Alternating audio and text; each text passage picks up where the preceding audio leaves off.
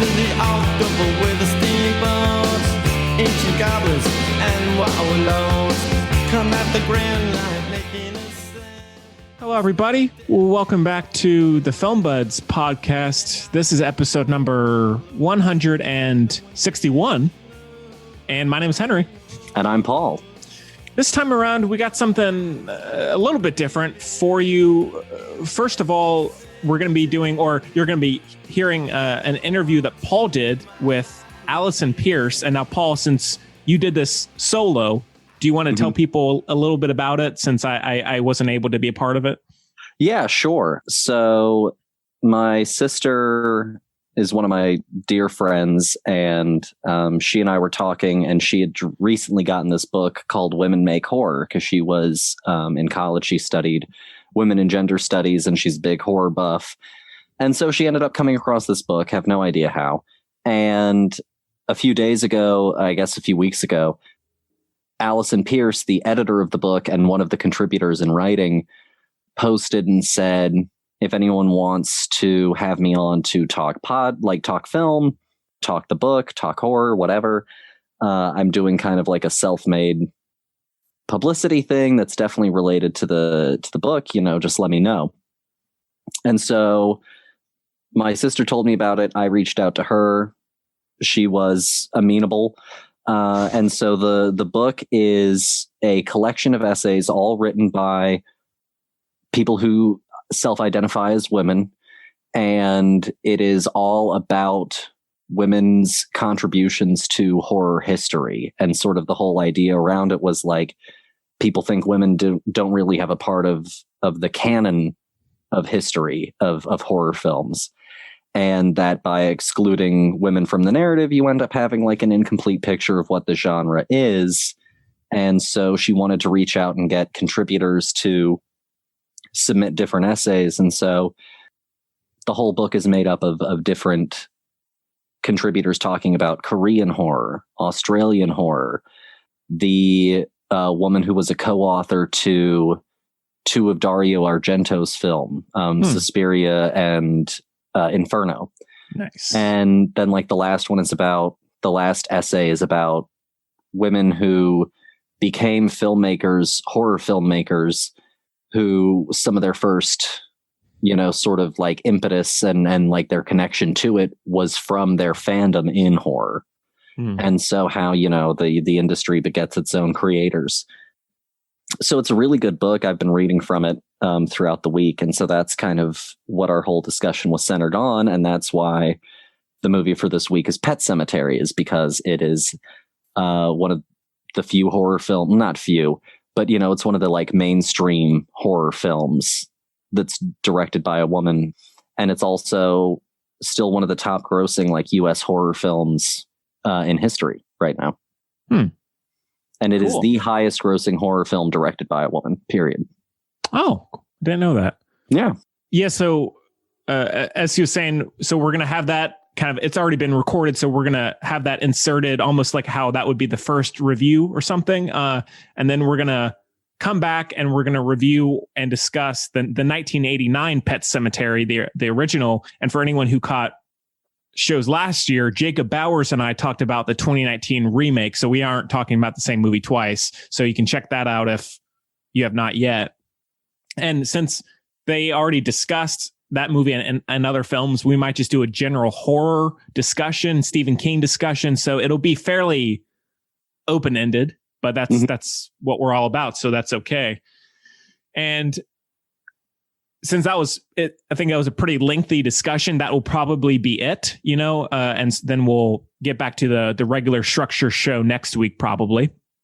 But yeah, thanks again for joining us. I mean, that was a long intro, but it's good to be here. Yeah. Thank you for having me. It's always so much fun to be a part of the show. And, this is maybe a little bit abnormal of an episode, but, changing it up's good. Yeah. No, it's great. And well, Paul, anything going on with you these days? Pretty same old, consuming content, trying to put content out there. I recently got some edits back on something that I've written, and I want to go in and implement those and get it back into competition hands and that kind of thing. Still working on the other novel. So it's been pretty good. Same show still happening. It's been pretty quiet. How have you been? How's school been? School's been fine. That's nothing too crazy going on with that. Just kind of keeping me busy and been doing some interviews. I mean, I say the same thing like every week, but sadly that's where we are. I just interviewed, ironically, I just did an interview of my own for the Music Buds with the composer or one of the composers for the God of War video game franchise, as well as Batman, Arkham City, and Asylum. So that was pretty cool. And thanks again to him for that. That'll probably be out in I have 2 months worth of interviews to release. So that it might be a little while before you hear that. But yeah, so keep an eye out for those if you like interviews and composers and musicians, things like that. Other than that, not too much else to mention, really. Paul, anything for you? I mean, I guess we have a big show, so I guess we might as well get to it. Yeah, let's jump on in. All right, so let's first get into the interview that Paul did with Alison Peirse. So let's take a listen. Hey, everyone. This is Paul. This is a sort of pre-recorded segment, and I am joined by Dr. Alison Peirse, who is... Hello. Yeah, hello. She is a associate professor. She is a film theorist. She is a writer. And thank you for coming on the show today. Oh, thank you. And can I also say thank you so much for pronouncing my surname correctly, because it's pronounced Peirse just as you did it, but it's spelled really weird.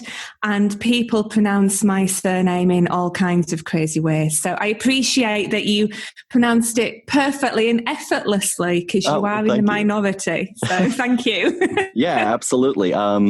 My sister is the one who told me about you, and so I had heard your name actually before I saw it spelt out, and so then when I saw it, I was like, oh, that's an interesting way to spell. Yeah, that's weird. Yeah, everyone's like, oh, do you have some French or Spanish relations? And I'm like, no, all of my family live in the same city in the north of England, and I just think they were very poor and illiterate, and at some point someone put the name down wrong on the birth certificate. That's what I think's been going on here. No, that definitely makes a lot of sense. I went to school with a woman, and her last name was Fuchs, but somehow during the transition of from Germany over to America, one of her grandparents changed it and got rid of the accent. And so now every time they look at it, just thinks it's Fox. So of course, brilliant. So.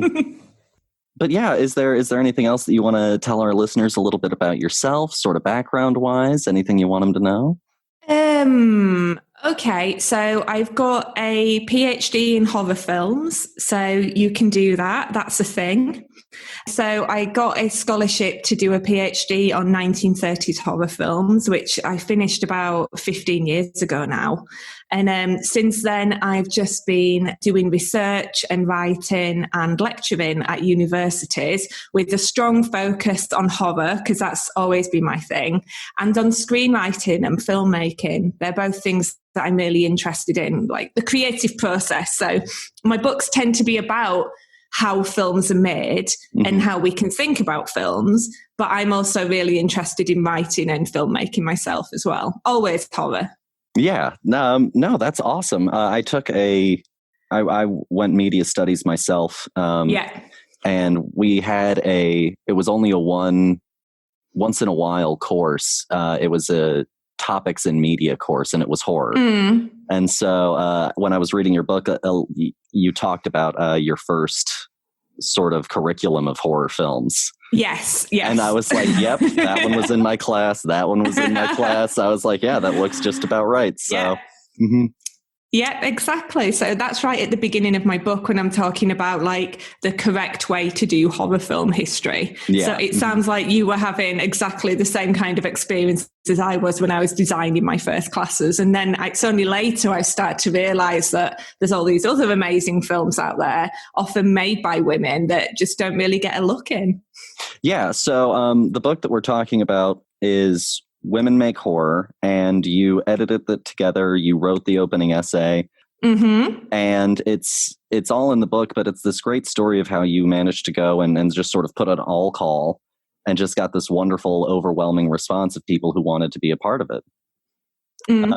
Could you tell us a little bit about that experience? Yeah, of course. So I've written about this in the opening chapter, but I've made the book with in about 2015, it became really apparent to me that we were at a point as directors, as screenwriters, and even starting to come through as cinematographers in horror. But there wasn't any horror film history that really gave me a framework for thinking about, well, that's interesting. What might we do with that? What might we think about that? How might we contextualize that? Where's the history of this? And there wasn't anything. And so by 2017, I thought, nobody's writing this book. I'm going to have to write it myself. And I was like, oh my God, this is massive. Like, where do you even begin?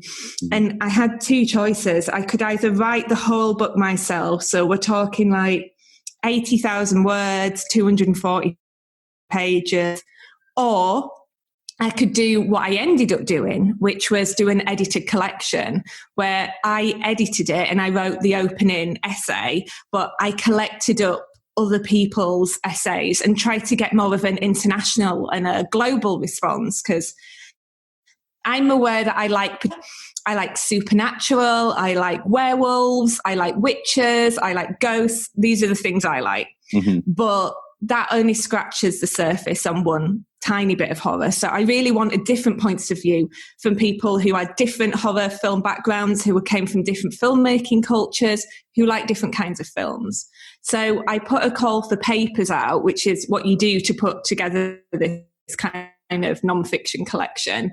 And I put it out on one blog, and I was absolutely inundated with people pitching to be in the book. I was so surprised. I mean, I knew some people would, because I know lots of people like horror films, but I had no idea. I got well over 100 initial pitches. Wow. That's just from one blog. And it wasn't even on, like, there's lots of major networks for non-fiction books online where you post, I want to edit a book on this. I'm looking for contributors to write about X, Y, and Z.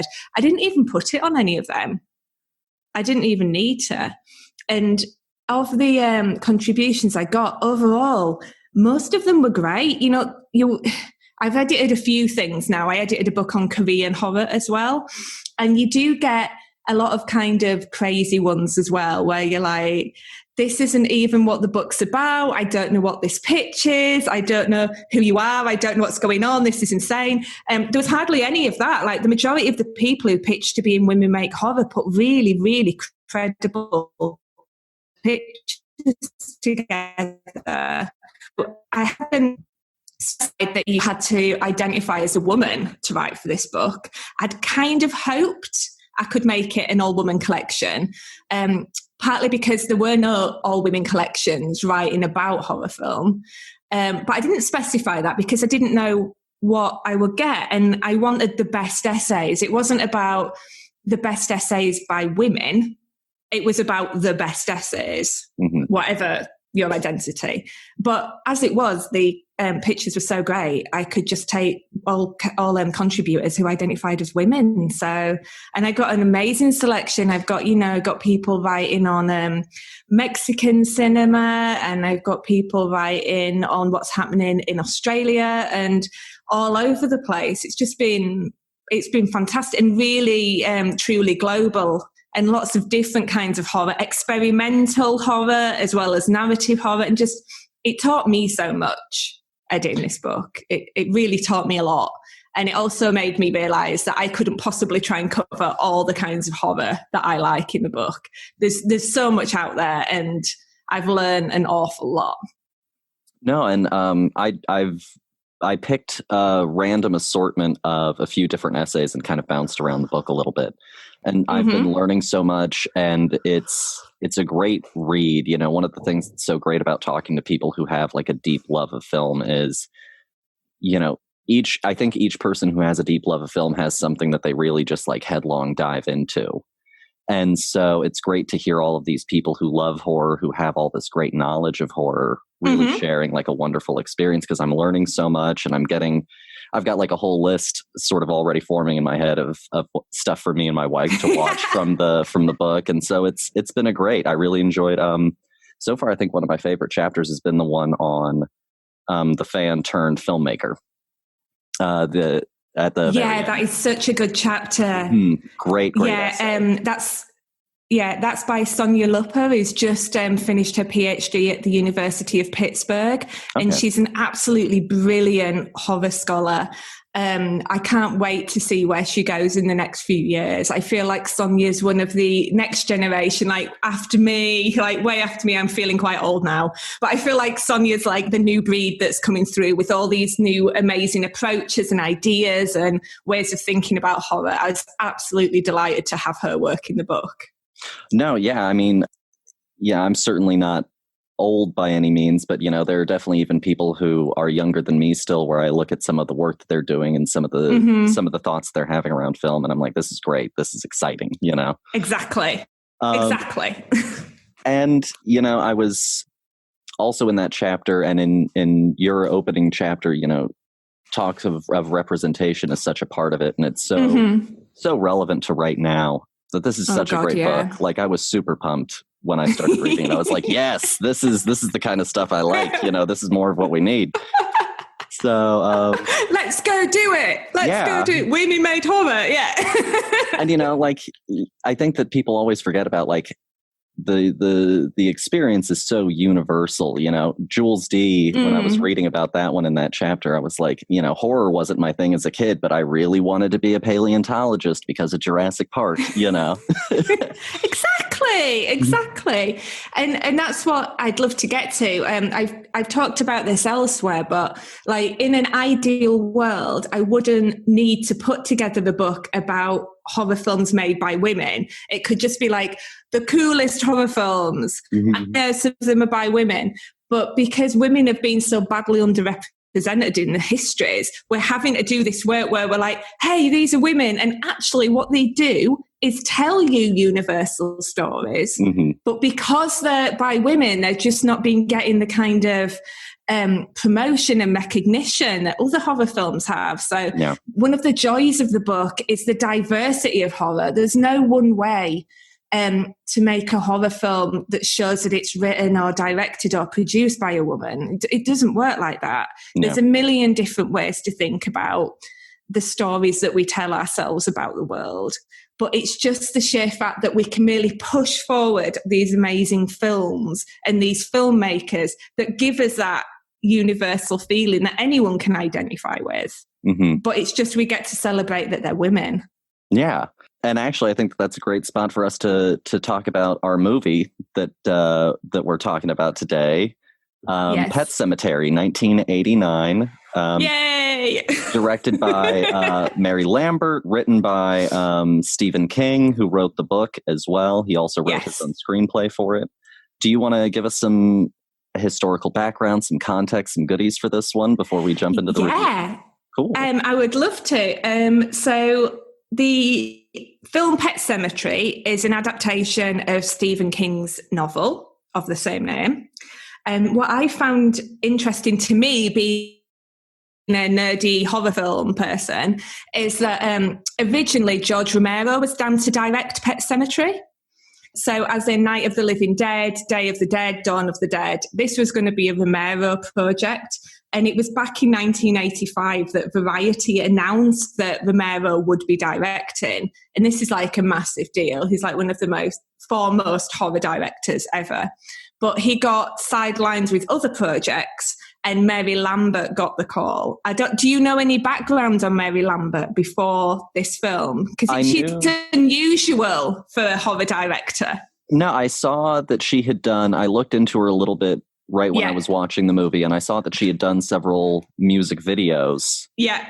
But I didn't really know much else. The only Mary Lambert thing that I knew actually came after Pet Sematary. It was Halloween Town 2, Calabar's Revenge, which I grew up watching as a child. So, but no, I didn't know too much about her. Okay, well, she's fascinating, and she has a kind of a backstory that's different to a lot of film directors. So when she went to university, she went to Rhode Island and did a bachelor's in fine art, and that's where she became friends with two members of Talking Heads. Oh, okay. And yeah, exactly. I also love Talking Heads. There's so many different little pinpoint. I love 80s and 90s culture. So this is my heaven, I think. So she got friends with Talking Heads, and then she directed the music video for the Tom Tom Club that came out of Talking Heads. Okay. And because she did so well with the Tom Tom Club video, she started doing more and more music videos. So then she did Madonna's Like a Prayer music video, which is fabulous. She made music videos for the Eurythmics, for Janet Jackson, and she got really well known for being a music video director. At the same time, she was also good friends with Dee Dee Ramone of the band The Ramones. And it turns out that Stephen King is a massive fan of the Ramones, a massive fan. And he'd got them to go over to Maine to talk about writing some music for when they made the Pet Sematary film.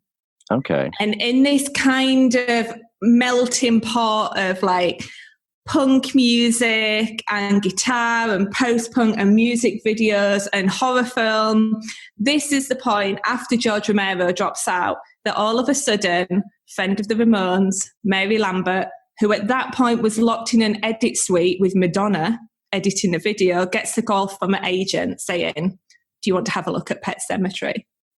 So it's just a lovely kind of snapshot of what's going on in late 1980s music and film culture. Yeah.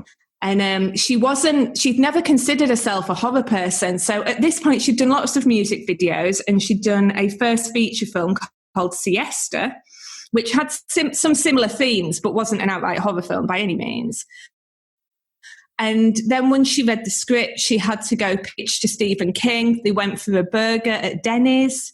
King wasn't into going to posh places. He wanted to go to Denny's. They had a burger at Denny's and they sealed the deal. So she was age 37 when she made Pet Sematary, which feels kind of older for a feature film director, but again, not actually for a woman, and particularly not in the 1980s. It's so hard to be able to direct a feature film that even doing your second feature at 37 feels pretty young, possibly actually even by today's standards. Yeah. So that's her kind of background on how she came to direct it. I don't know if you want to talk about the film a bit, and I've got some reviews from 1989 when it came out. So I can talk a bit about them, but I don't know if you want to do them after we've talked about the film, or... Why don't we throw out one real quick one, and then you and I can talk about it. Okay, good. I'm just going to get them up.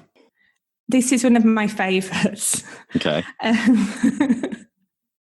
I think the critical reviews of Pet Sematary are not positive. Yeah. Okay.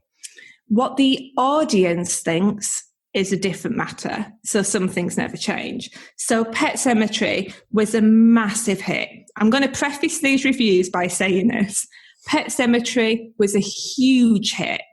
It was number one at the American box office for 3 weeks running. It made back its entire budget in the opening weekend. It's gone on to make something like $53 million now. And as far as I'm aware, it remains the most successful financially, the most successful horror film ever directed by a woman. So prefacing this with the audience knows what the audience likes, but what the audience likes is not necessarily what the critics like. So if we have a look at Screen International, which is a London paper. So this is from May 1989 when it was released.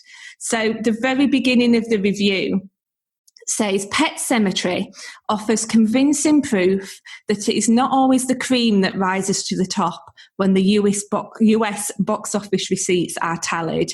Here, dead cats, squished infants, and a lot of gore lifted this adaptation of Stephen King's best-selling novel to a record $12 million opening weekend. However, the result is no more suspenseful than a visit to the local slaughterhouse. Wow. Harsh. So harsh. Yeah. More than a little. Okay. Wow. All right.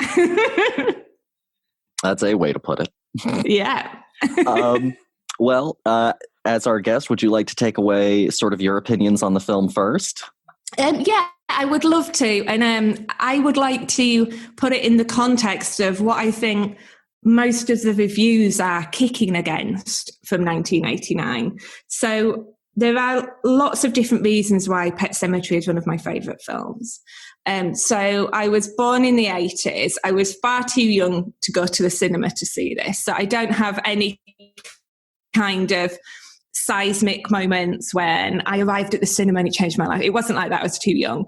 But I think it really captures a sense of what it felt like for me growing up in the 80s and 90s in the way people look and behave and sound and the cultural references. So I find that very soothing. I also really love cats.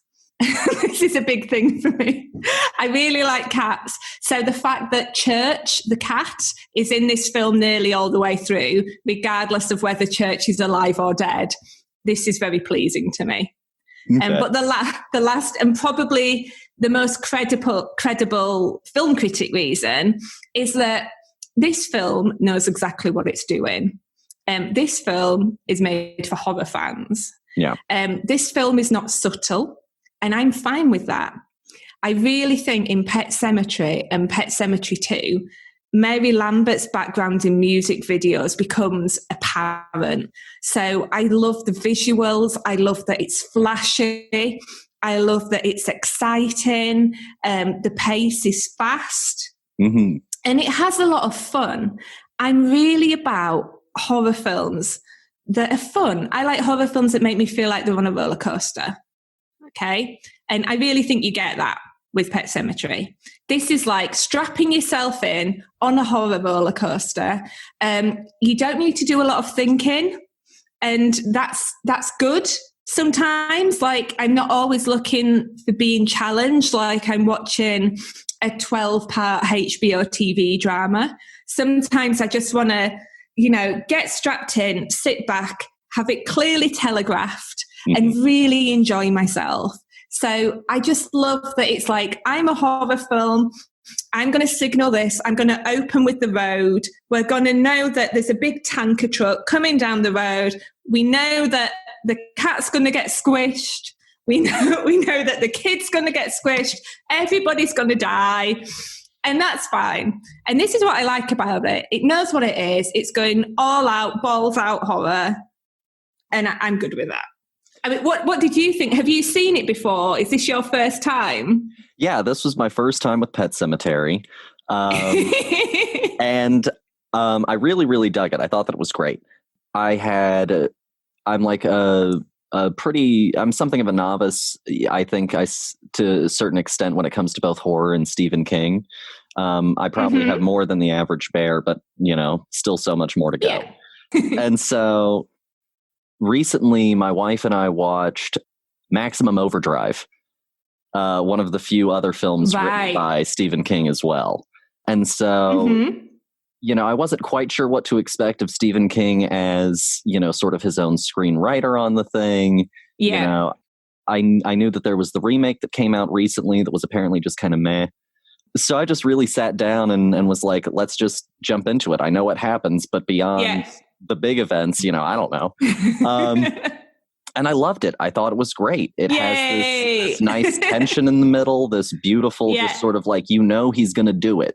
You want him to not. Of course he's going to do it. Of course he has to. Of course he is. Yeah. And so it was great. And, Stephen King isn't necessarily always like the most subtle, but also sometimes you don't need subtlety, you know, sometimes you need to just sort of smack the audience in the face with it just a little bit, you know. Exactly. And I think that this does a great job at talking about grief, and everyone's experiences with grief make a lot of sense to me. And I feel like with King stories, you end up getting into like two camps of Stephen King stories. You kind of end up with like the really, really weird out there stuff. And then you end up with stuff like this and Gerald's Game, and even to an extent like Long Walk, kind of, where it's very grounded, even if there are some like kind of out there elements, and you're really just dealing with characters and people and their choices. Yeah. And I thought that it was really well done. It was surprisingly pretty. It was surprisingly simple. Yes. It's super effective, you know? Simplicity is often so effective, though. Exactly. You're kind of nailing all the reasons that I like it. It's a simple story. It hits all the right kind of narrative beats at the right time. You know the bad stuff's going to happen. The dread is building. You don't want these flawed people to make the wrong decisions, but they do. And then you have the repercussions of that. And then, you know, you have the real repercussions of what is arguably the dad's stupidest decision right at the end of the film as he carries his wife out of the burning building. And you have the satisfaction of the outcome of his most stupid decision as well. So it's all very straightforward, cause and effect, action, reaction. And it's bloody and gory and violent, but never feels harrowing. Like, I'm not really, particularly these days, I'm not really here for a film that leaves me traumatized. I just want to be entertained. Yeah. There were definitely moments where, like, you know, it had me just in that right level of cringe. Yeah, exactly. But like, it was never to the point of like, I need to take a breather. Like, I need a little come down after this, you know. So, no, you know, I saw one early review that said that like the movie was okay until its finale gives into its slasher tendencies or something to that effect, kind of. And when I got to the end, I was like, I mean, this is, I guess, a slasher in the sense of I've got a deadly person with a knife, but this is doing something so very different than a Halloween movie or something like that, you know? Yeah, I saw it described as a slasher a few times in the 1989 reviews. And I don't really think it's a slasher at all. It's more like, it's not quite the right word, but like gothic family drama, isn't it? Yeah. To me, it sort of hits more on like the haunted child, you know, the ding and that kind of thing than anything else. Yeah. And the bad toddler might have a scalpel and he might be cutting the Achilles tendon of the old man over the road. But it's not a slasher. It's not. I think it's probably the reviews that were saying it's a slasher are probably of their time. So if you think like the first big horror slasher cycle was like, I don't know, like 1981 to 1984. And by then, the big first wave of slasher films were kind of over. The idea of what a slasher film was had been established, and then they were starting to peter out. So I think it's just kind of lazy critical shorthand more than anything else. Yeah, you know, kind of sort of like how a lot of other modern horror films, now this is definitely, I think, a fair criticism for some of them, but, you know, get that sort of like torture porn, splatter gore label, just kind of the moment that you have anything excessively bloody, it's just kind of all painted with that brush. Yeah, you know, exactly. I really enjoyed it. I can't compare it to the new version. Have you seen the remake? No, I haven't. It isn't, I tend not to go for remakes, not as a big kind of purist or anything, but there's so many horror films in the world that I haven't seen yet. There's so much horror to watch. Why go back and do a remake? Yeah, and I understand why the industry does this. You know, it's established brand, established audience and all that. But there's just like a 50 million billion horror films I want to watch. And if I've watched the original and I've really liked it, then I'm like, well, I'm not that bothered about the remake because I could spend my time watching something else, and I've got a family, I've got children, I've got a house falling down around me. I don't have a right lot of time to watch horror all the time. So when I do, I want something new. No, yeah, I completely get that. One of my best friends, who's also a film critic, Nick, is a huge King fan. He's read most of King's books. Mm-hmm. And he has seen the remake, but he has not seen the original, and he loves the book. And I'm going to definitely tell him that if he likes the book this much, then he needs to go back and watch the original. Yeah, definitely. And you should tell him to watch Pet Sematary 2 as well. Okay. Because that one is wild. Do you know anything about Pet Sematary 2? Not at all. It's amazing. So I found out recently some interesting stuff about Pet Sematary 2. So Pet Sematary is 1989, and it did so well that the studio actually wanted Pet Sematary 2, and last year, 2019, I have no idea even what year it is anymore. In 2019, it's the 30-year anniversary of the original Pet Sematary, and the director, Mary Lambert, started doing lots of interviews about the original, and she said her idea for the sequel was to focus on Ellie, who's the little girl who's the only one left of the Creed family. And that's what she really wanted to do, was focus on Ellie. So she's in Chicago at the end of the original movie. And then Mary Lambert wanted to think, what happened to Ellie when she became a young woman? What was her life like? And she wanted Ellie to go back to Maine with her cat and have all the horror start up again. Okay. But the studio said no, absolutely no way. They wanted the sequel to be about teenage boys, which is what it is about. It's amazing, which I will come to shortly. But she said to the Los Angeles Times in 2019 that there's progress with women making horror films and with women characters in horror films, but that we're not there yet in terms of parity. And Mary Lambert said, my career is littered with projects I wanted to do that were about women, not like girly movies, but crazy, baby killer, psychopath women, women in combat. And all of those film projects got thrown back at her with the lines, we can't do this with a female protagonist, or we have to make the male part bigger. And the direction she was getting was when she goes into combat, when she's fighting, the guy has to save her. And Mary Lambert was going, but that's not the movie. I want to do it about these crazy women. And she was never allowed. So she wasn't allowed to do what she wanted for Pet Sematary 2. She had to go with teenage boys. And she cast Edward Furlong, who, like, in the early 90s was everything. Every teenage girl had a poster of Edward Furlong on their bedroom wall. And Pet Sematary 2 is a wild film. Pet Sematary, the first one, is simple, linear, well executed, straightforward. Pet Sematary 2 is a little bit wild, and it's like she's gone a bit crazy in a cool way, and there are certain shots which feel like montages of craziness going on, and it's got this amazing rock soundtrack. Like, you think there's a lot of Ramones in Pet Sematary 1. Pet Sematary 2 is just like filthy rock and roll soundtrack all the way through, and it's like she's been allowed to go a bit mad in a really good way. So I actually find Pet Sematary 2 even more enjoyable than Pet Sematary, because it's just like she's thrown the shackles off a bit when she's finally got onto set and really gone. So it's a lot of fun, but it's a wilder beast than Pet Sematary. It almost sounds like, if the story couldn't be what I want, then I'm just going to make everything else around it be whatever I want. Exactly. And it's so over the top in places, in a good way. I don't mean that as a criticism.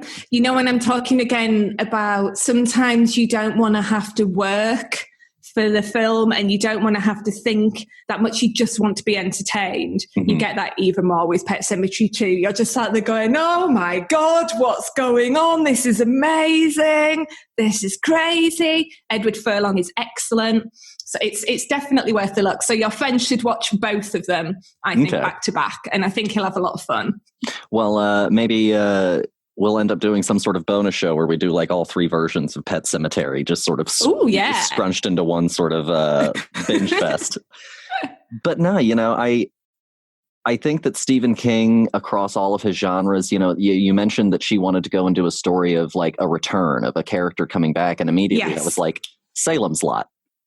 And I knew, yes, exactly. And she's a huge King fan. And so that makes like such sense as like a natural progression for that story, especially inside of like King's tropes, which you can always spot. Like a King trope is everywhere. Yeah, it would totally work until you said that. I'd not even thought about the Salem's Lot thing, but of course it makes complete sense that it would be wonderful, and particularly because she mentioned that Ellie would bring her cat with her, so there's some cat horror going on as well, which would also have been very pleasing. Oh yeah. But no, I think if I only had like any, I guess, negative critique about the original Pet Sematary, like I'm kind of short for it. I guess maybe I'd have liked it just to have like maybe a little bit of a slower burn in there, just a little bit. But beyond that, for me, it's a really, really effective film. And like some people will probably go back and watch it and be like, this isn't terrifying at all. Blur, blur, blur. I've seen this modern thing. And, you have to go back and definitely put it in like the context of when it is. But also like just a little older fashioned doesn't mean that it's not, still able to get you if you get past some of the older fashioned 1980s. Some of the slower cuts. I mean, and it's not a perfect film. No films are ever perfect, and there are some elements of it that still jar for me. And I'm yet, because I really want to interview Mary Lambert, so I'm writing a new book about women in horror. And when I get to the bit, because I definitely want to write about Mary Lambert, so when I get to that bit, I'm going to try and nag her to get an interview. And there are a few things that I want to talk to her about Pet Sematary. The first one, I don't know if you'll even remember, but there's a minor character who's like a housekeeper called Missy. Yeah. So when they first moved to the house, there's that like housekeeper called Missy who does the laundry and seems to clean. And Missy's in it, and she's got stomachache. And then Lewis, the doctor, offers to have a look at it, and she says no. And then she hangs herself in the cellar at her house because she can't cope with the stomachache anymore. And I don't understand what that character arc is or what's going on. Because you could say that the point, I think, is that the little girl, Ellie, talks to her dad after Missy's funeral to say, what do you think? Do people go to heaven? And what do you think happens after people die? And that comes out of Missy's funeral. But to get that, you could have easily just have someone talking about death at school. Like, I don't understand what Missy's character does. Yeah. I've watched this film many times now, and I'm still at a loss as to the function of Missy. And then the only other thing is, I'm not convinced by Rachel Creed, the mum, who's played by Denise Crosby. She just feels slightly off, like she's in a slightly different horror film to everybody else. Yeah. And when you rewatch it, and you understand that she's going through this trauma about her sister Zelda and Zelda's death. And it's the death that's going on around her is triggering all these kind of memories.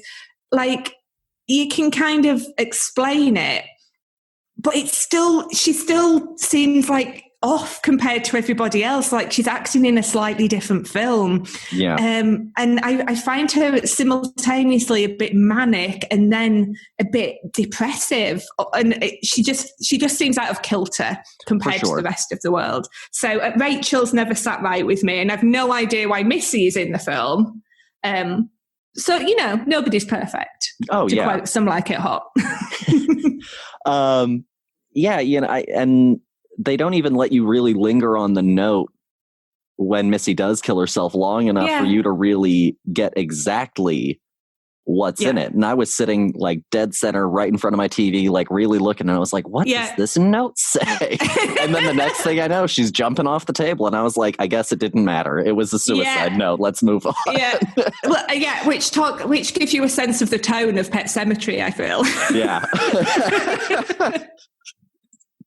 No, absolutely. You know, there it goes. Move on. You know, accept next thing. Build the dread. Yeah. You know, the only other thing that really came out of nowhere for me was just how heightened his father-in-law got at the funeral. That was like an emotional beat for me that just kind of like, woo. Yeah, I completely forgot about that. I rewatched this again yesterday and I was like, wow, that funeral was wild. What happened with the father-in-law? This is crazy. And yeah, that was like that whole funeral scene where Louis just fighting with his father-in-law and then the coffin gets knocked over and you see the dead child's hand. And it was like, whoa, this has gone from 0 to 60 in like half a second. Wow. I was just getting used to the funeral setting. Yeah. We've just walked in. We've literally been in there 10 seconds and we're off. Oh, God. But, you know, that was, I guess, also when Stephen King was, you know, heavily into drugs and alcohol. So he was probably just like, we got to keep on churning. Keep it moving. I'm right into the beat of the Ramones. We got to just go.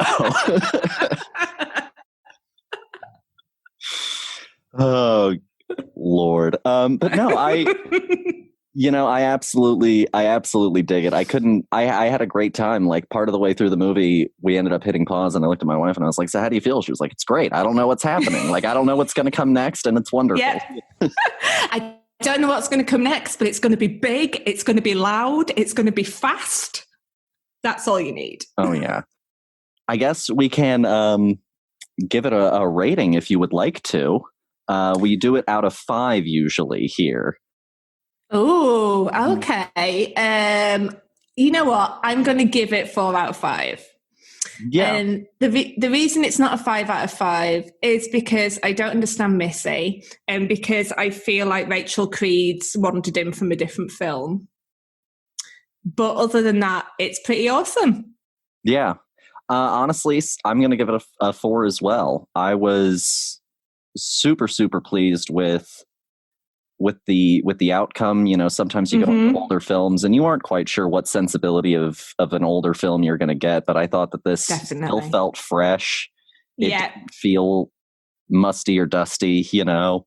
The performances are great, especially from the actor who plays Judd.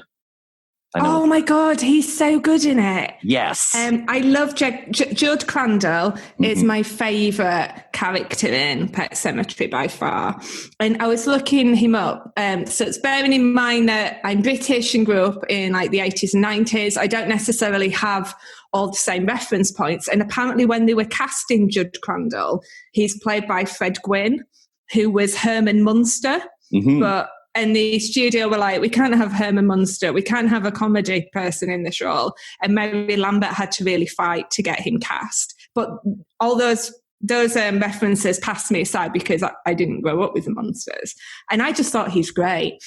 One day I'd like to make a video essay where I just cut together all of the Judd Crandall moments and kind of just montage them and maybe have an audio over the top where he's talking about how he buried Spot and brought Spot back from the dead, and then just cut it with all the images of him sat on the veranda and drinking beer and stuff. And I feel like whenever Judd's on screen, all of my attention is on Judd.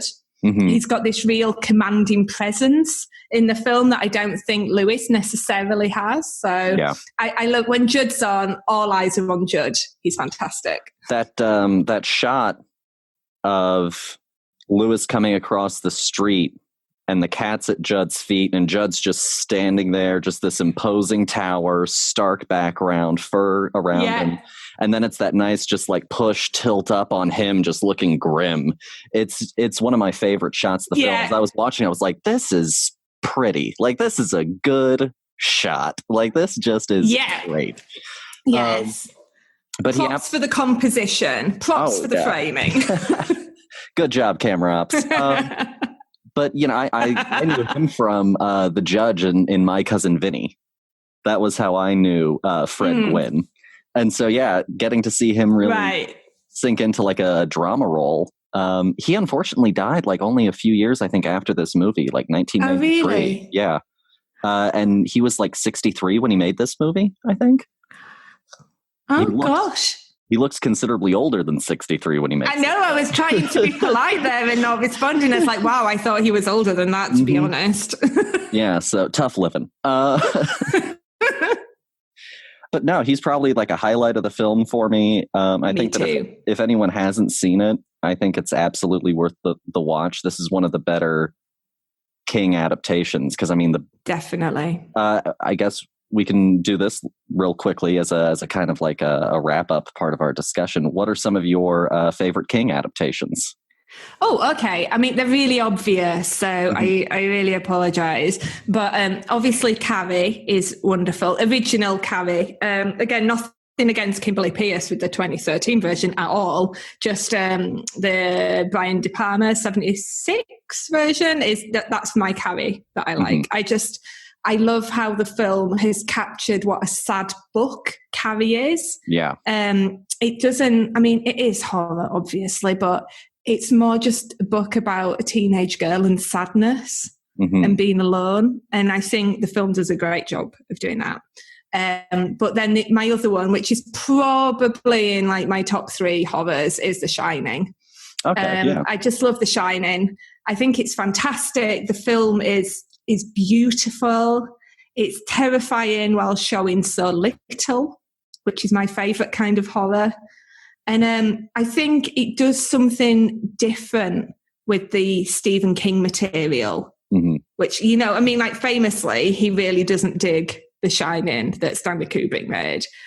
But I think what's come out of it is something better. I've got an amazing, I'll just see if I can find a review. I've got a really good review that talks about what Stephen King's films do. Hold on.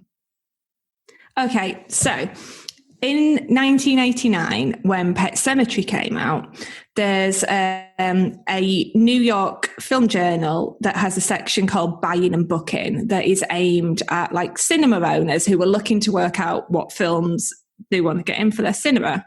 And they review Pet Sematary. And they say it may be the leanest and most linear thing that Stephen King has ever written, which makes it a good bet for film, a far better one than, in fact, such monumental tomes as The Shining and Salem's Lot. The essential problem, and they're talking here about the problem of adapting Stephen King's novels to screen generally. The essential problem seems to be that paring away King's shapeless, brand-name middled, cliche-powered prose is like peeling an onion. The sliver at the centre isn't a good enough reason to do it. The idea sliver at the centre of Pet Sematary, that love may well be stronger than death, but that's not necessarily a good thing, is resonant enough to withstand the King factor and emerge unscathed. And I thought that was interesting. It's super harsh about Stephen King's writing, but I think what it's trying to quite rudely get at is that one of the things that I think people like about Stephen King's novels is the way that he evokes worlds and character. And he has all these words and these thousands of pages to build a complete world, and we learn about the characters in the past and the present, and we move around in time, and there's a richness to it which doesn't really work for cinema. And when you have to pare it right down to a kind of 87-page screenplay, it doesn't really work. And a lot of the kind of the magic of what makes Stephen King's novels so tremendous and popular is lost because it's precisely that scraping away of all the backstory and the character thoughts that make King such a strong writer. So when you can't do that for screenplays, they don't really work like that most of the time, particularly not commercial studio ones. So often they can be a bit of a dud when they're made for film, like they're leaden. But I think the point here is that the Pet Sematary is a simple story, even as a novel. So it's worked really well for the screen. And even though it still feels like very much a Stephen King screenplay, it is hammering you the whole time. it seems to work, but it wouldn't have necessarily worked with The Shining, I don't think, which is why I'm glad Stanley Kubrick and his co-writer made it the way that they made it, because they made it into a different kind of thing for me, and I like the thing that they made. No, yeah, I love The Shining. We did a little bit, my wife and I did a little bit of like a King thing over summer. So we watched like Cat's Eye. We watched The Shining. Have you seen Cat's Eye? No, I was thinking, I bet you've seen more Stephen King adaptations than I have. It's two of his shorts that are a little bit more of like the sort of like sci-fi kind of side of him, a little bit more like Bachman stuff. And then an additional one that he wrote just for the movie. And he takes these three stories and links them together with this one cat that travels throughout all three of the stories. And the first two stories are great and made me think a lot of Pet Sematary, because it's a similar time period of the movie, I think. And then the last one is like a little Drew Barrymore, and it is not particularly good. It's like the cat is like a spirit who's fighting like a gnome or something that's like trying to kill. Well, I'm in. That sounds amazing. I don't know why you're saying it like that. It is amazing for all of the wrong reasons. Yeah. But it's a lot of fun. I enjoyed that movie. So I think that King is a great one. The Shining is one of my favorites. I think that you're right. I think that sometimes adaptation, people get either too into like I just have to do this as literal as I can, and then it just gets bogged and becomes too much. Or you have people who are like, oh, I'll just take the scary bits, and like that's what everyone likes about King. And I think that with adaptation, whatever it is, you really have to look at it and get down to the root of what it's trying to tell you and what's essential to that narrative for it to work on screen. And so I think that the best King stories go, and they do lose some of the stuff that King has, but I think that they're always at their core really sticking to the most essential element of what that story is. Whether it's isolation, whether it's trauma. Yeah. Because those are always like big things for him, are isolation and trauma. And so I think that he's a hard one to adapt, but they always turn out great if they do turn out well. Carrie, Pet Sematary. Yeah. I like the 2017 It more than like the 2019 sequel. I haven't seen the sequel. I went to see the 2017 version on my birthday, which was a lovely thing to do on your birthday when you're a horror fan, is go to the cinema and watch it. And I really enjoyed it. I found the opening sequence where, is it Georgie is going to the curb and, Pennywise is there. I found that very disturbing because my youngest daughter was exactly the same age at that point. So I was kind of a bit traumatized. I tried not to watch too much for the Georgie bit. And then, once Pennywise had popped up and dragged him in the drain, I was all right after that. And I really enjoyed it. But I haven't seen the It 2 yet, because it got really panned in the UK anyway. Yeah. It got really bad reviews. So I haven't got around to watching it yet. And also I felt like if it's really bad, it's also really long. Like, I don't mind watching films that have been critically panned, but if they're critically panned, I'd really like them to come in at under 90 minutes. Yeah. And I think it's coming in at 220, 230, something like that. Like, it's a beast of a film. It's a commitment. Yeah. It's a commitment for something that's probably not very good. And I will watch it. I will watch it at some point, but I've just not yet given myself over that amount of time for something that's likely to be not very good. Yeah. And it's definitely okay. That's one where the first one I think really got to exactly what they wanted it to be about, which was the bond of these children. Yeah. What has traumatized these children, how trauma has brought them together and made them stronger. And then the second one, you end up losing Bev's husband as a villain. You end up sort of minimizing the return of the bully as the villain. Yeah. And so the second one for me just kind of got a little bit wibbly and a little bit lost. And it's almost, I think, an issue where they tried to put in too much of the book in the second one to kind of fill in some gaps that weren't in the first one. But no, I really, really enjoyed this experience. Some of my favorite things that I do for Film Buds are things where I get to really sit down and do a lot of research and reading and digging deep into things. And so I can't thank you enough for picking Pet Sematary, for writing the book, editing the book. Thank you. I hope that you've had a great time. Is there anything that you would like our listeners to know, where to find you, other books you have, other things you're doing? It's just a little shameless self-promotion.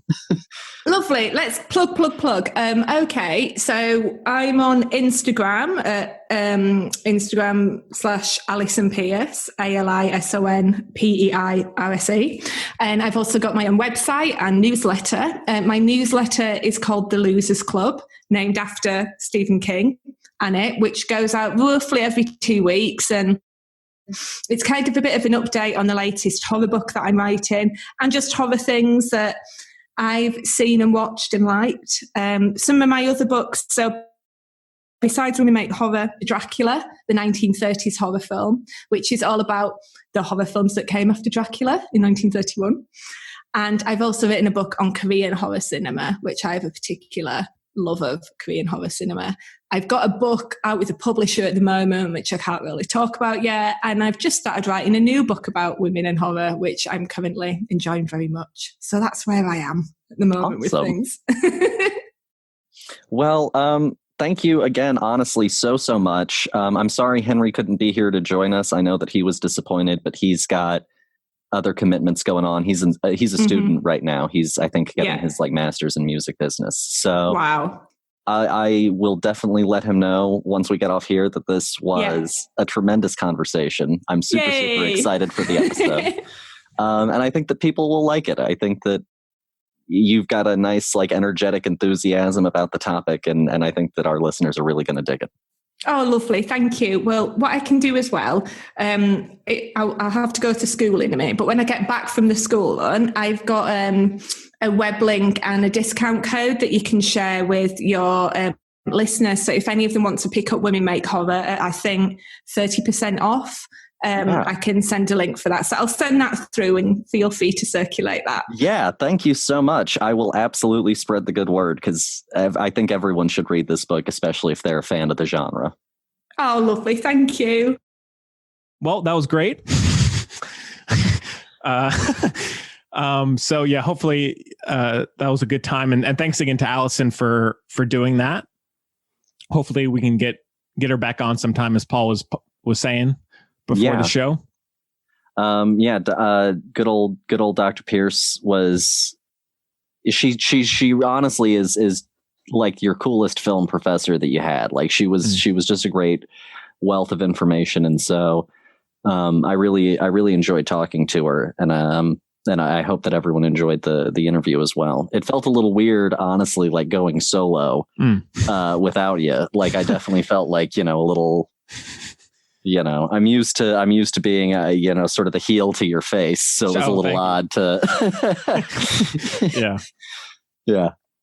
Cool. Yeah. So I guess now, again, the show is kind of structured oddly. Should we get into a review of Pet Sematary and Stephen King in general? Yeah, sure. All right, cool. Well, to detour again briefly, let's take a listen to a clip. There's the place.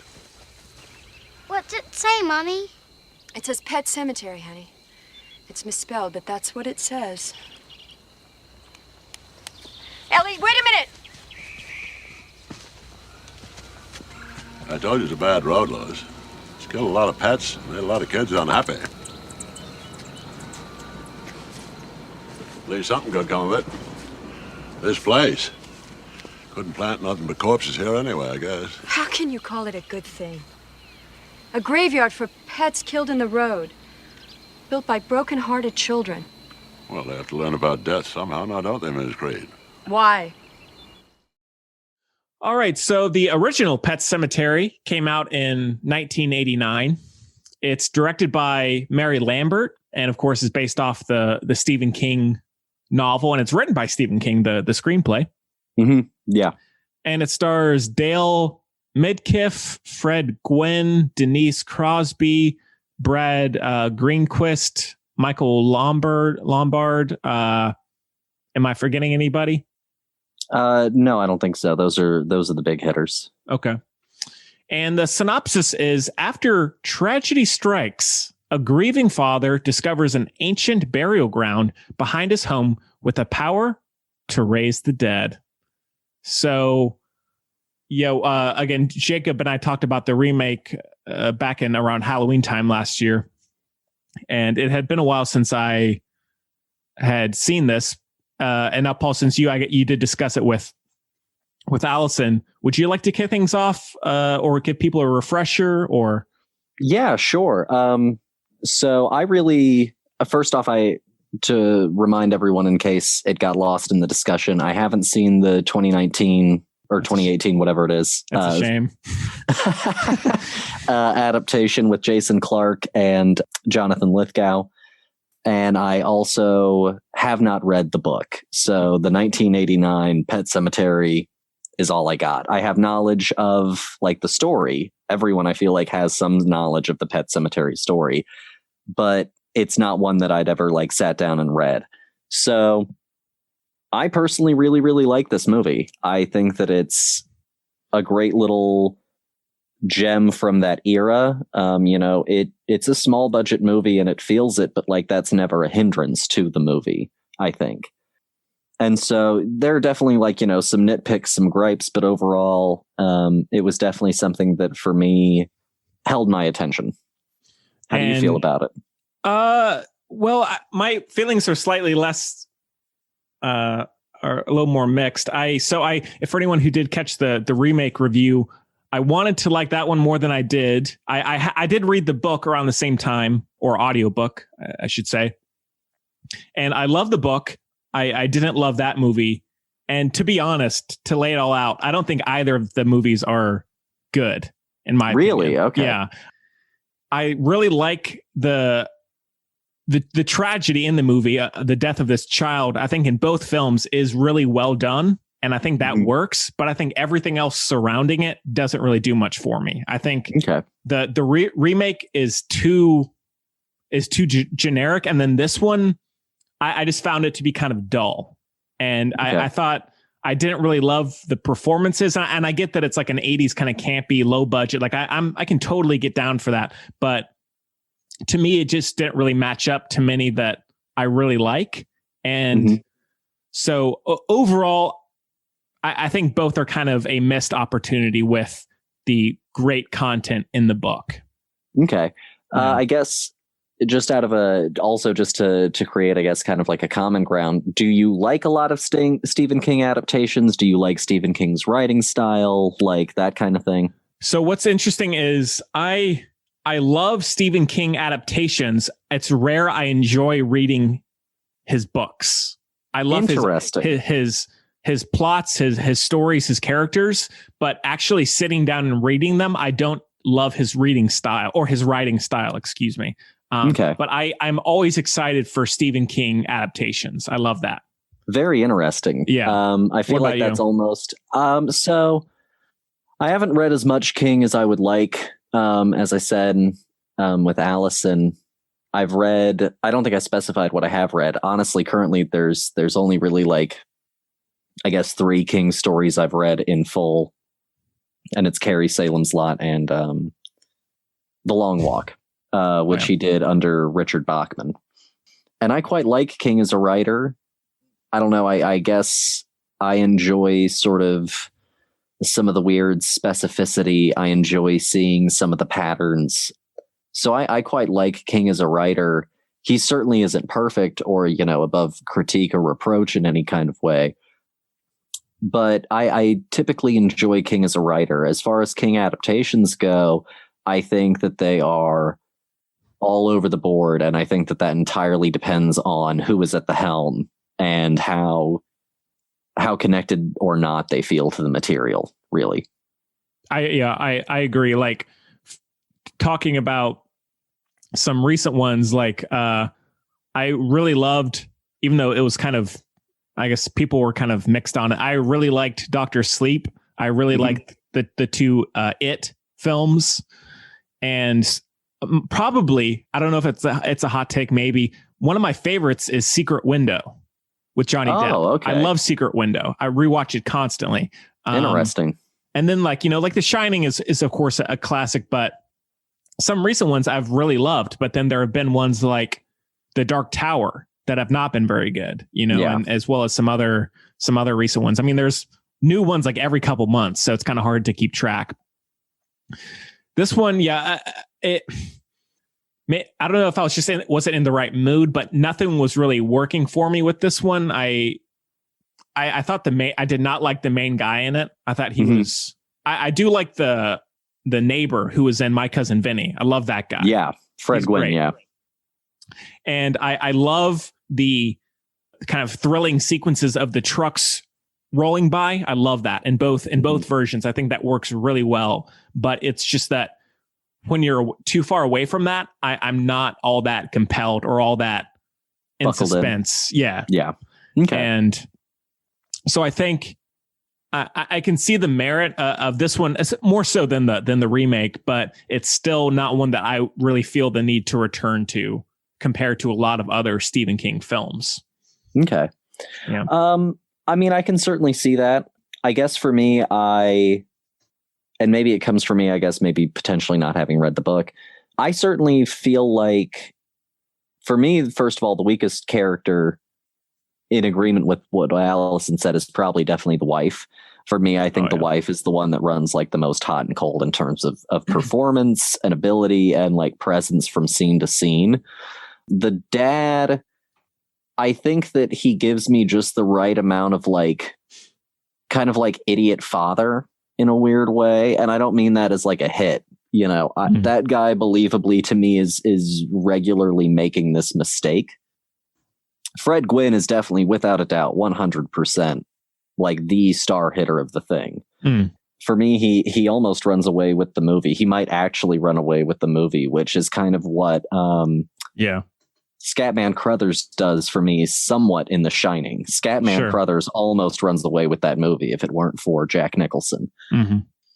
So I guess I feel I liked it because it just did exactly what it wanted to do. Like it took its time, and there are some ways in which it does feel a little bit rushed. I could have had it take even more time on a personal level, but I never felt pushed. I never felt too rushed. And like, I really understood, I guess, why these people were kind of making these decisions.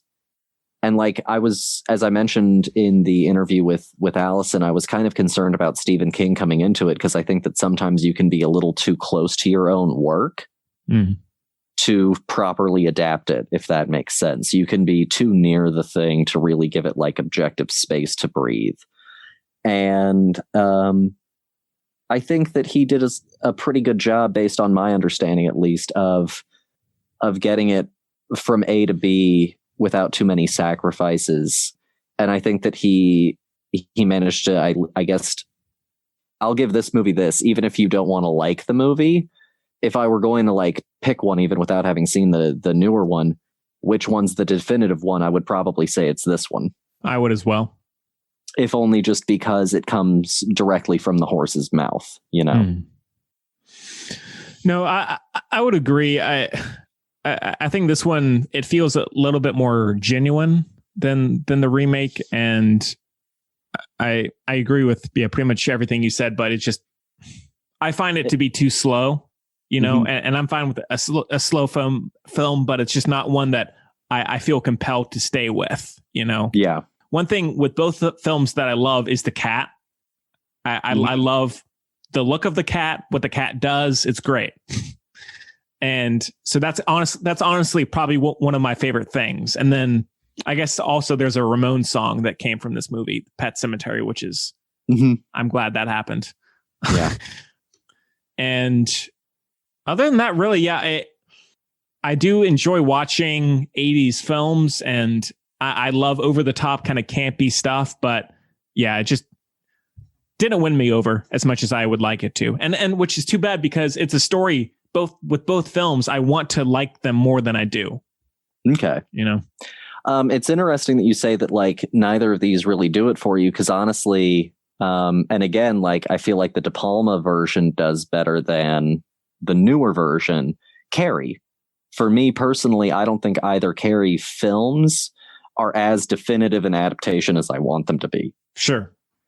Yeah, I would agree. I just had something. And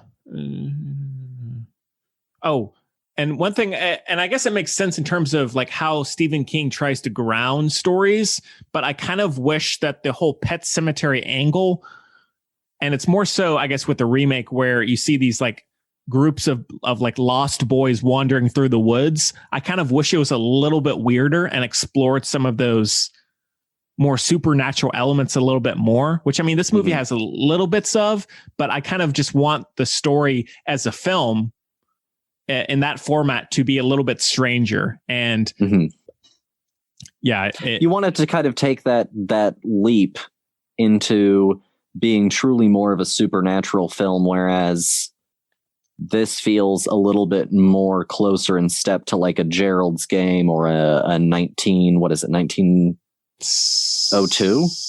I think so, yeah.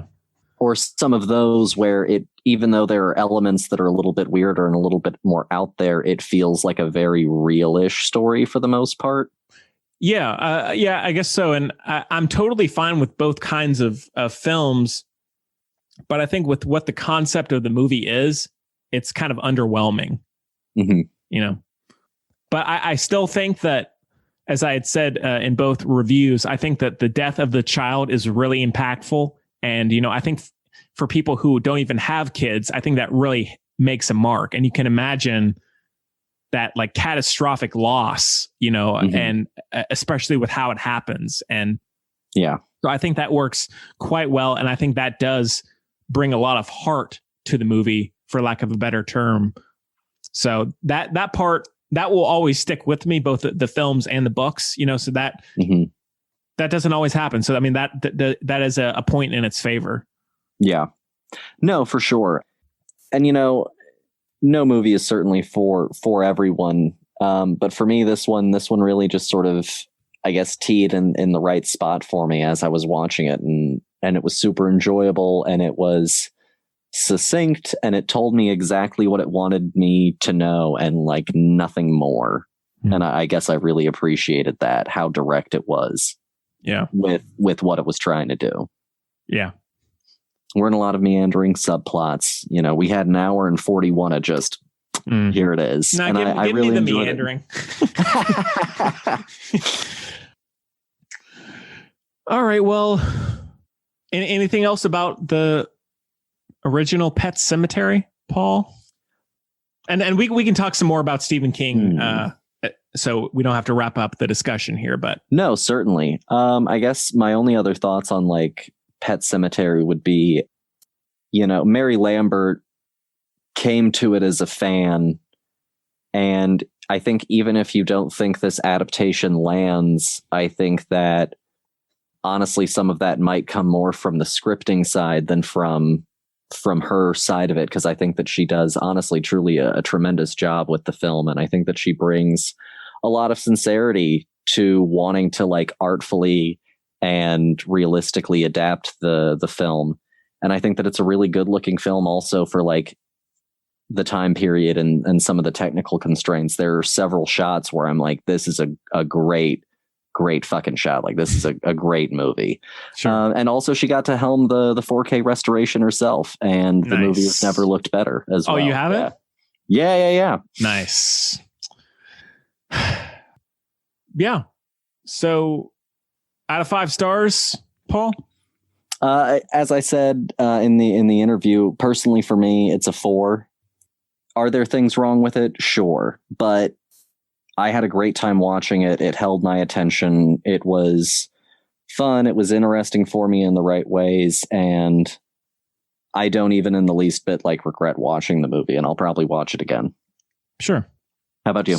Especially with that 4K, right? Yeah, absolutely. Yeah. Soak up the detail. Yeah. I think I gave the remake a 2.5. I think I'll give this one a 3. It's a little bit, a little bit better. All right. Well, I guess we can get into a fairly open discussion about, I guess we can talk about horror in general. Paul, I guess, and we've talked about plenty of horror films and horror I guess, eras on the show before, but is there anything in particular that comes to mind about horror movies these days, or any discussion topics you've thought of? Well, I guess here's a great question. As long as you have liked movies, has that included the horror genre, or did you have to come to it later?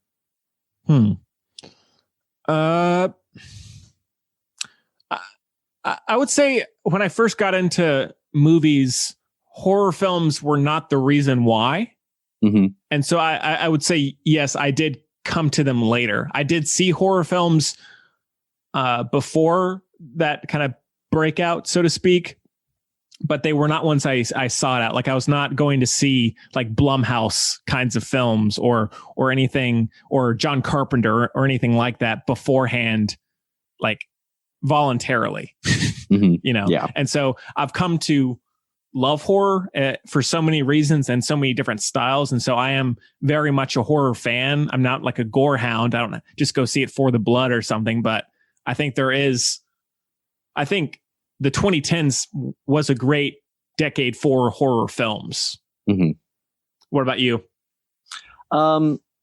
So like as a kid, I was kind of scaredy, and like I loved action movies and shit, but horror was definitely something that I was more apprehensive about. I didn't like the notion of feeling scared, like it wasn't something that was ultimately like comfortable for me when I was younger.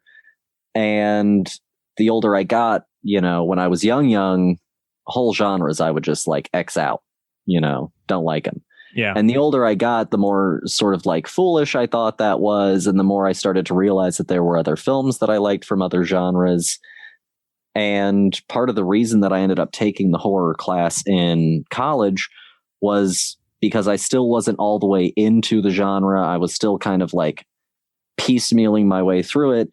And I was like, this will be a great way for me to see several classics, dig into it, get more from it, and really, decide how I felt about it and that kind of thing. And like up until like that class, most of the stuff that I had seen was definitely older. Like that class didn't have like modern horror films in it, but sort of because of that class, I ended up also then like watching more modern horror films. And so college was really like a big turning point for me with horror, just in terms of not just liking the genre sporadically, but like really having a deep and profound love and appreciation for the genre.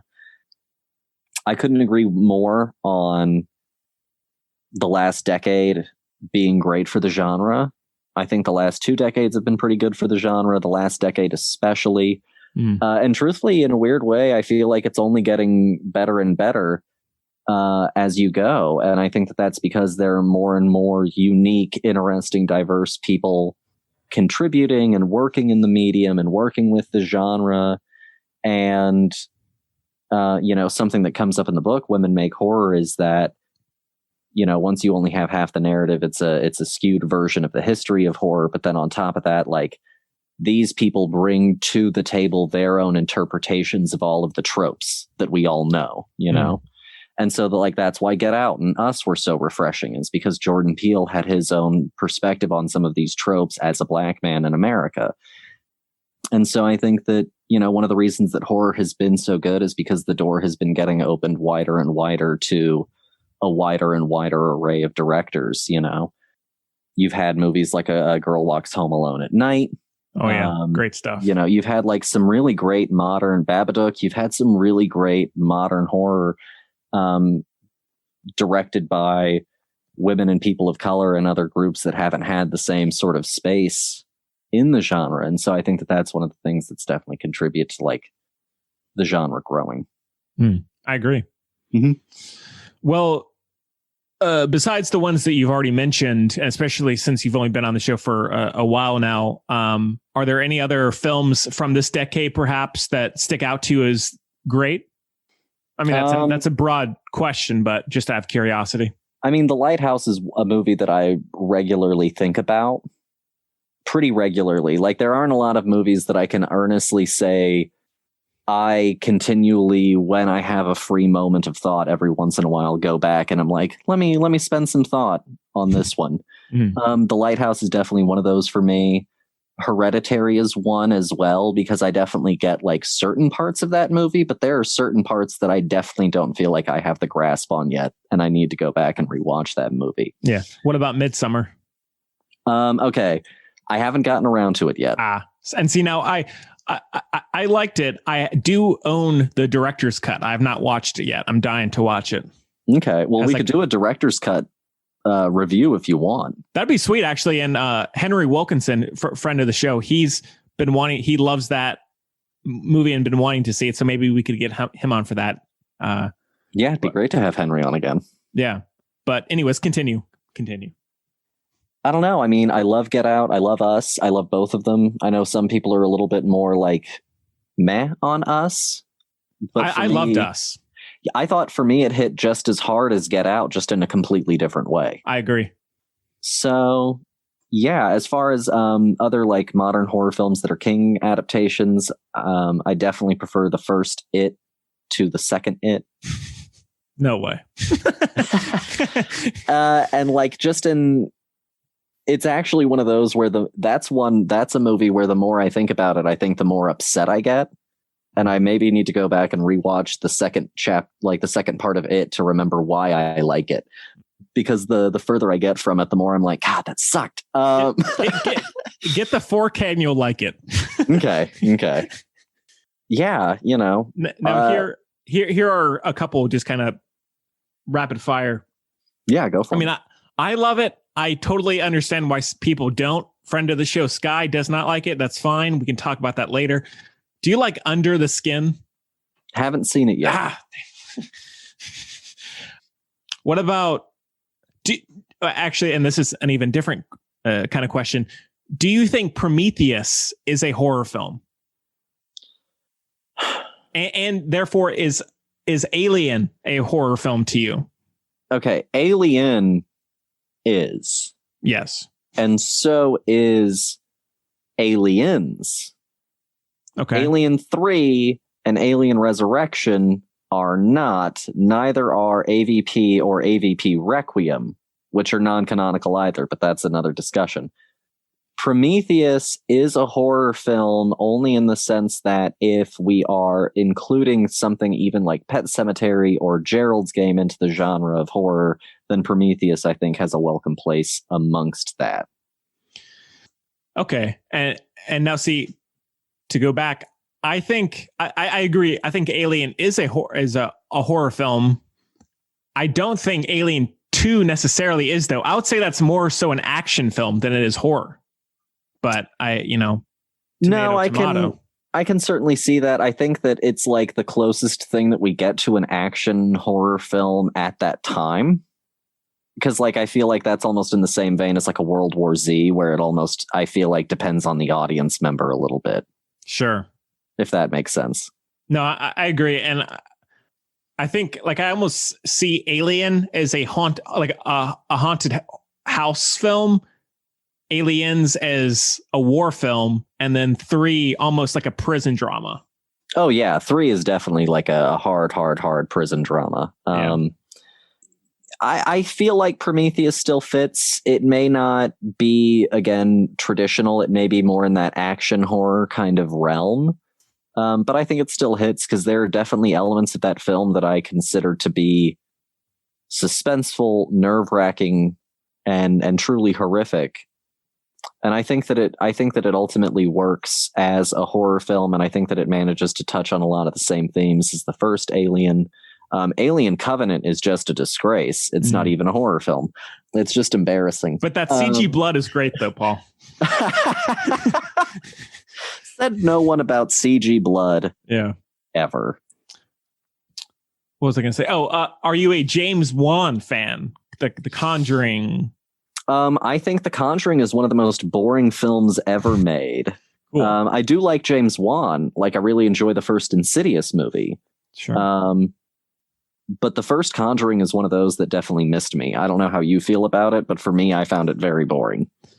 See, I'm actually the opposite. I think The Conjuring is great. Insidious is not so great. Interesting. Yeah. Okay. Both are Patrick Wilson films. Yes. Because he just must like the guy a lot. Because he also brings him into Aquaman. Yes. What a role. So, role of a lifetime. No, I don't know. Like everyone talked about The Conjuring, and everyone remembers The Conjuring as like, And all I got for you is Patrick Wilson's sideburns, Vera Farmiga just looking bug-eyed, and that one, great jump scare of the feet dropping. Oh, yeah. In front of her. And that's my whole recollection of the movie The Conjuring. Okay. That's fair enough. No, that's fair enough. Do you think, I mean, and maybe you're answered the question already. People are saying like James Wan is like, or some people, I don't know who, are saying like James Wan is like at the top of horror right now. Like he's one of the top horror directors. Would you agree? Or is he kind of overrated? I don't know if he's overrated, but I guess I also don't know that I can call him one of the greats of the horror genre, because even though he has done some genre horror films, he's made it pretty like explicit that is not exclusively what he wants to be. Yes. We've all seen Furious 7 and Aquaman. Yeah.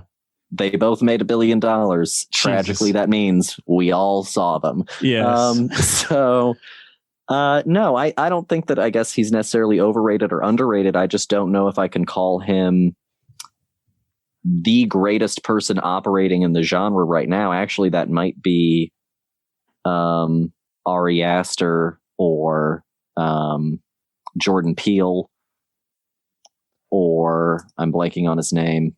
It's coming to me. Robert Eggers.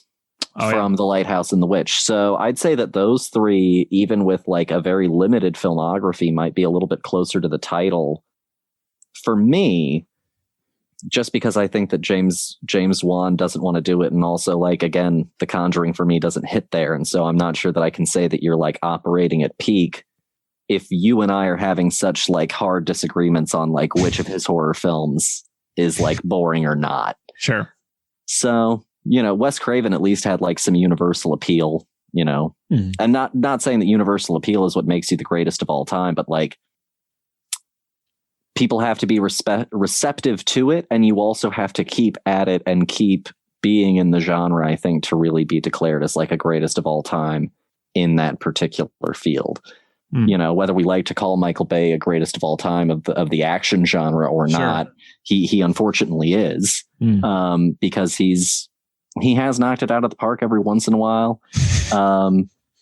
He is, unabashedly himself, and people continue to go and crave what he makes. So I'm not sure that I'd call him the greatest of all time, or at least like the top of the genre right now. How do you feel?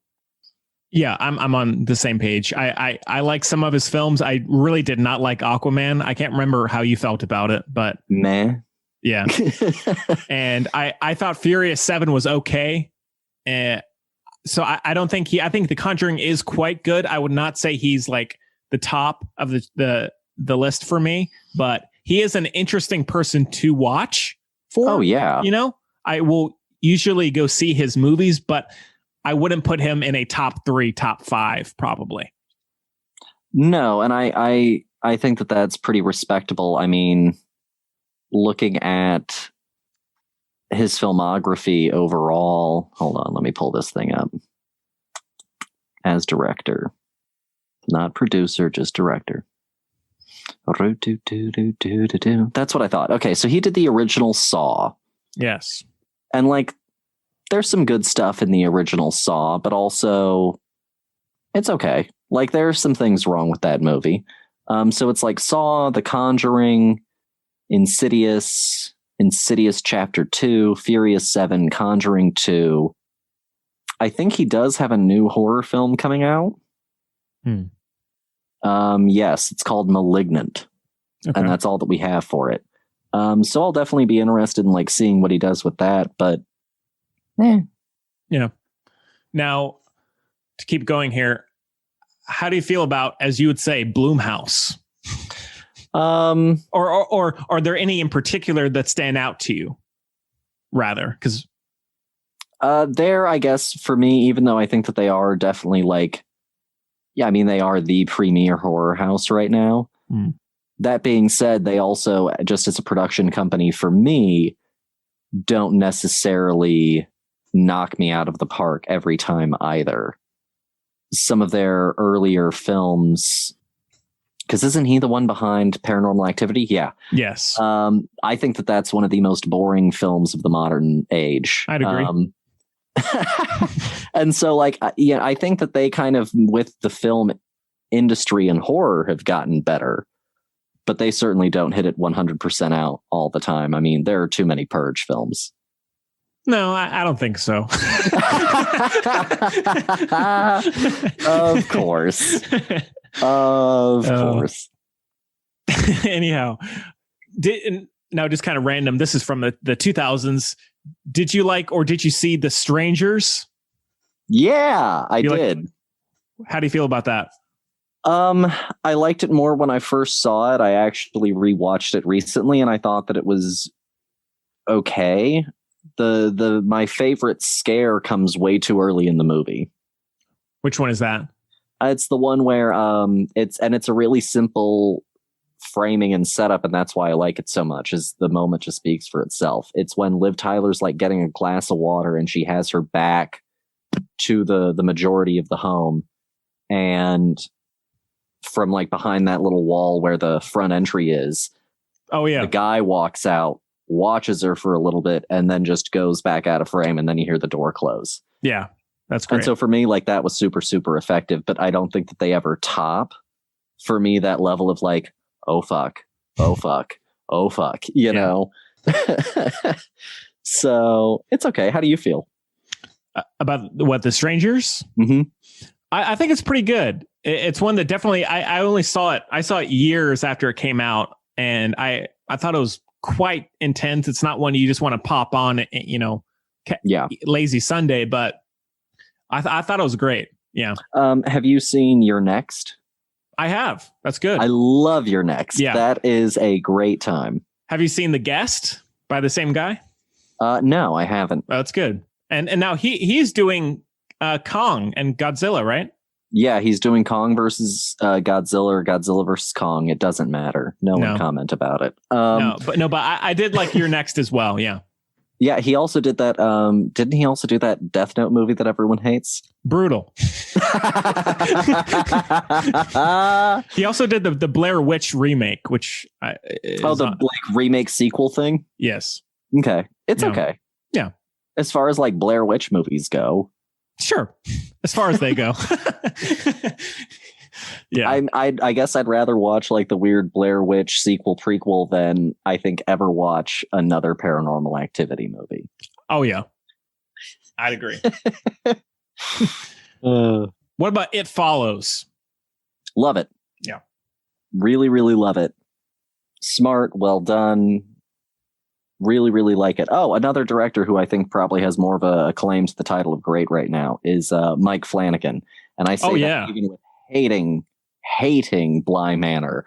I think that Mike Flanagan still holds a special place in my heart. You know, I'm a little wounded, but that's okay. Sure. Are you a Rob Zombie fan? No, not even remotely. What about Eli Roth? Yeah. He's great as the Bear Jew. Oh, he's great in that. Yeah. Yeah. I feel like I'd probably like Eli Roth the person more than Eli Roth the director. Oh yeah. If that makes sense. Yeah, I agree. How about Darren Aronofsky? I haven't seen Mother. Oh yeah. It's great stuff. So like, I guess real quick, like quick answer for some of the gaps that I have in my film knowledge when it seems like I have like a good breadth of it, like why there's this weird little like gray area where it gets very hazy of what I've seen and not.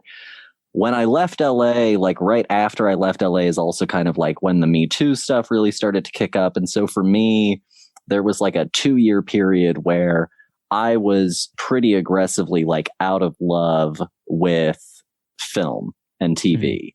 And like, I just wasn't quite as interested in going, and I didn't feel quite as engaged with it as I had. And then once I kind of got past that, there was more of an urge to go. But then like, you know, I was living in a different city, and I didn't have quite all the connections that I wanted to have to like go and see movies the way that I liked going to see movies, which was like as regularly as possible. And then I got into teaching. And on top of teaching, I was in a long distance relationship with my wife at the time. And not my wife at the time. She is my wife at the time we were in a long distance relationship. Right. And clarification. Yeah. And so then I wasn't going to like go off and see a movie, you know, like while she was free or anything like that. And our schedules were so weird. So like that was another year where I just didn't go to the movies really. So like 2016, late 2016 to early 2017, all the way to like 2019, very gray area of what I've seen and not. Okay. That's fair enough. Mm-hmm. Well, anything else in particular, Paul? Any other things on your mind when it comes to horror? Any other movies in particular? Some of my first horror films that really got me into the genre because of how they also kind of bled into the action genre were zombie films. So if anyone listening isn't really necessarily like a big horror person, just a quick suggestion would be to try some of the more sort of action-y horror films, Aliens, World War Z, 28 Days Later, 28 Weeks Later, 30 Days of Night, these sorts of Evil Dead 2, Army of Darkness, these sort of genre melding. Shaun of the Dead. Oh, it's a great film. Yeah. So that is one of the very few films probably of all time that you could honestly call it a comedy or a horror and be right in both. It solidly fits in both camps. Yeah. Yeah. So I would say like start there. If you're unsure, start there. Yeah. Yeah. And Paul, touching on some of the films you just mentioned, how great is Cillian Murphy? The guy's great. Yeah. Cillian Murphy, he's one of those performers that I've never been disappointed by his performance. Oh, yeah, for sure. And speaking of zombie movies, the new trailer for Zack Snyder's upcoming zombie film just came out today. I haven't seen it yet, but I did see that it dropped. Yes. I like his Dawn of the Dead remake. It's I don't know. It has all the Zack Snyder sensibility. You know, it's not Romero's Dawn of the Dead, but like I still like it. Yeah. No. I'm with you. Yeah. Well, anything else about horror, Paul? Horror is a fun genre, even if it doesn't seem like it. And horror serves kind of like how action video games can sometimes let you go and just sort of vent your frustration aimlessly. Horror is a great safe place for you to confront the subversive and the things that upset you and experience catharsis. And it's a really cool genre that's very subversive, that has allowed people to challenge all kinds of different ideas about the society that they're facing and what rubs them wrong about it and what makes them feel uncomfortable in it. And so it's a really kick-ass genre. And if you haven't given it a shot yet, try and get into it. And honestly, if there's any genre out there that you're like, man, fuck that whole genre, go out and find something in it that you like and then go from there. Yeah. Ask us. Ask us for, recommendations. No, that's good advice.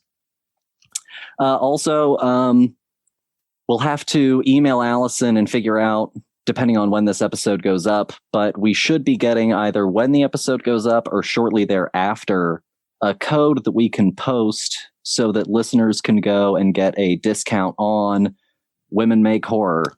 Oh wow. So, Thank you, Alison. Mm-hmm. Very nice of you. So also, if you don't want to watch the horror, but you just want to learn the cool history, look for that in the future as well. There you go. Yeah. Well, that's awesome. And yeah, thanks again to her for taking the time and for that. That's really nice of you. And hopefully we can chat face to face sometime, Yeah. Real quick shout out again. I feel like I'm hogging so much of this episode. You're fine. Quick shout out. Thank you, Dr. Peirse. If you're listening, I truly had a great time. And I hope that if you're listening to this whole episode, you enjoyed the second chat as well. Yeah, for sure. All right. Well, I guess that is about it for the show this week. Now, next week, Paul, choices are endless. Oh, I've been hitting my mic all day. I just watched Megan Fox's Rogue, best film. I don't know. It was cool to see Megan Fox in like a non-Transformers role, but I don't know, Paul. Anything in particular you're thinking of? I don't have a clue. I don't know if there's anything coming out. Honestly, like probably not. Nah. Rogue doesn't sound bad. How about if we don't come up with anything better than Rogue, we'll do Rogue. So Rogue. Yeah, no, that sounds fine to me. Okay. That sounds fine. So yeah, we'll keep you updated on social media. So you can follow us on Facebook, Twitter, and Instagram at FilmBuds. You can email us at thefilmbudspodcast@gmail.com. And all of that information and contact info is in the show notes. So if you need extra clarification or spelling, it's all there. Mm-hmm. So cool. Well, Paul, man, thanks again for taking the time and doing the interview. I'm really excited about that. And yeah. Thank you. It was a great opportunity, and I was really glad that I was able to do it. And I hope that everyone has as much fun listening to it as I had doing it. It was a really great time. Cool. Yeah. All right. Well, yeah, we hope you enjoyed the show as much as we did, and we'll see you next time. See you.